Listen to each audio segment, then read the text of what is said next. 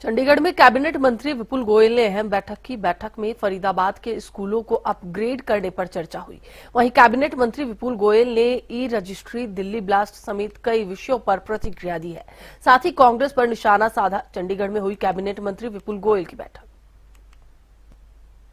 फरीदाबाद के स्कूल जो मेरी विधानसभा के अंदर आते हैं उनको किस तरीके से अपग्रेड किया जाए, किस तरीके से उनमें जो जो कमियां हैं उन्हें दूर किया जाए, और पीएम श्री और बुनियाद और सीएम श्री स्कूल्स जो माननीय मुख्यमंत्री नायब सैनी जी ने अभी घोषणा की है, श्री की तर्ज पर हम सीएम श्री स्कूल बनाएंगे।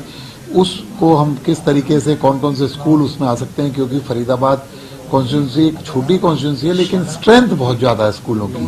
और पीएम श्री के अंदर जो 10 किलोमीटर का क्राइटेरिया उसके अंदर तो नहीं आते, लेकिन सीएम श्री में स्ट्रेंथ के हिसाब से जो माननीय मुख्यमंत्री जी ने कहा है उसमें वो जरूर आएंगे। तो उस पर एक चर्चा पूरी की गई और किस तरीके से हम बायोमेट्रिक अटेंडेंस लगा सकते हैं, किस तरीके से उनको और अपग्रेडेशन कर सकते हैं, सीएसआर को कैसे इम्प्लीमेंट कर सकते हैं, तो सारी बातें उस पर एक त्वरित चर्चा आज डिपार्टमेंट के अधिकारियों के साथ हुई है। ऑनलाइन रजिस्ट्रियों का जो काम है वो रिव्यू किया नहीं गया था, एवरी डे रिव्यू हो रहा है।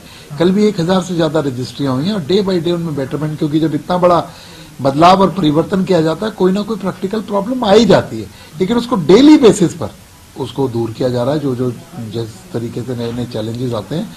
और एक बहुत बड़ा ईज कहा कि कल, जैसे मैंने बताया कि कल 1000 से ज्यादा रजिस्ट्रियां हुई हैं और आने वाले दिनों में आप देखेंगे जो 5 दिन का समय हमने लिया है रजिस्ट्री के लिए आकर बायोमेट्रिक्स कराने का, उसको भी हम 24 घंटे या 48 घंटे करने का काम करेंगे। और उसके अलावा जो लोगों को दिक्कत परेशानी हो रही है उन पर भी 100% काबू पा लिया जाएगा। कांग्रेस तो कभी पॉलिटिकल इवेंट बना देती है, वोट चोरी की बात करती है, कभी सर की बात करती है, कभी किसी और चीज की बात करती है, क्योंकि उनके पास मुद्दा नहीं है। मैंने पहले भी आप लोगों के माध्यम से कहा कांग्रेस को आत्म मंथन की जरूरत है। आत्म मंथन करे कि किस तरीके से माननीय मोदी जी का जो डेवलपमेंट प्रोग्राम है, मोदी जी का जो देश को एक विश्व गुरु बनाने का जो सपना है, उसका जो खाका है उससे बड़ा खाका खींचने पर काम करें। आरोप प्रत्यारोप से कुछ नहीं हुआ, ये देश की जनता जानती है और बिहार उसका जीता जागता उदाहरण है।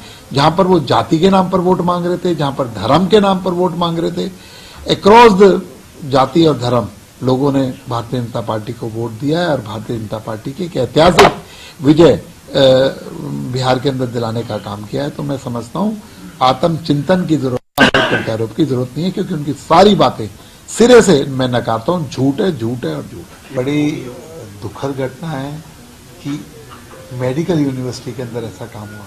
जिन डॉक्टर्स को लोग भगवान मानते हैं उन पर भी उनके कहते हैं ना आवरण को भी गंदा करने का काम कुछ लोगों ने किया, कि किस तरीके से डॉक्टर के रूप में दानव वहां पर अपना काम कर रहे थे और किस किस तरीके का उन्होंने योजनाएं बना रखी थी, उनका पर्दाफाश हुआ।